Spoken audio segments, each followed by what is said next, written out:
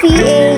For today's video ay ipapakita ko sa inyo kung paano ako gumagawa ng video content at kung paano ko ito ini-schedule. Para mas madali ninyong sundan, gagamit ako ng Bandicam screen recording. Gusto ni client, gumawa ako ng video araw-araw tungkol sa mga quotes na nasa spreadsheet namin.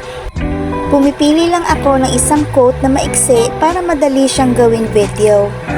Kinaka-copy-paste ko ang short quote sa ChatGPT prompt na ginawa ko para makakreate ako ng short video. Pag natapos na ang output ni ChatGPT, susundan ko lang ang mga instructions. First, visual clip, ikakopy ko at ipipaste ko siya sa Pexels. Then, magsa-search si Pexels ng video na angkop sa visuals na kailangan ko.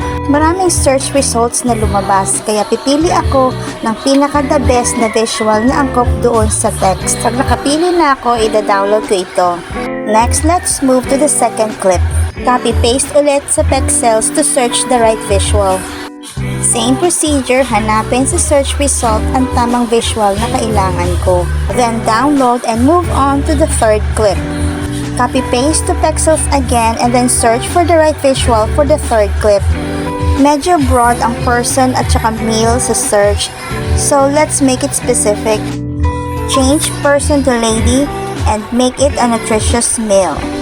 Same drill, search for the right visual for the third clip. Then download the video that you need for the third clip.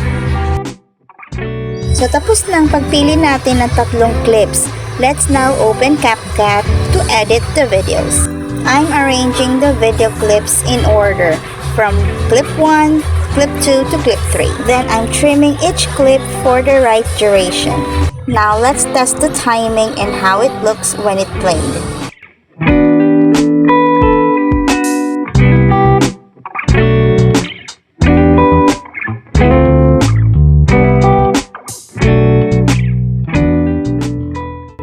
The timing is now perfect, so we need to add text overlay.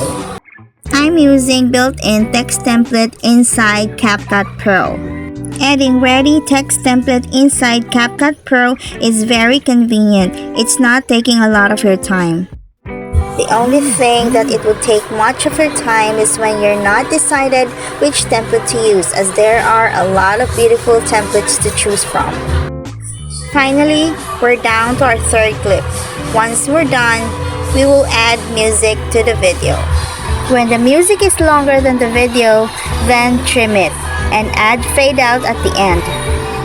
Trimming the audio or the music makes the video end smoothly. Now it's time to export the video so that we can finalize it and save it on our folder. Sa wakas, tapos na rin ang 15-second video. Ready na tayong i-upload ang video sa social media ni client. Sa Facebook page ni client i-upload ang video. Kaya gumamit ako ng Meta Business Suite para ma-upload at ma-schedule ang kanyang video. Para sa title at caption ng video, kinokopya ko na lang ito sa ChatGPT. Gumagamit ako ng font generator para maging bold ang title ng video.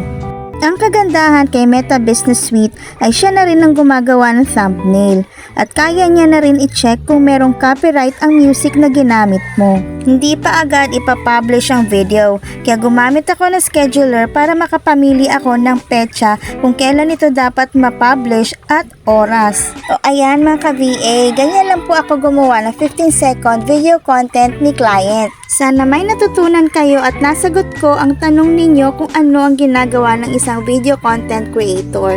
Hanggang sa muli, thank you for watching!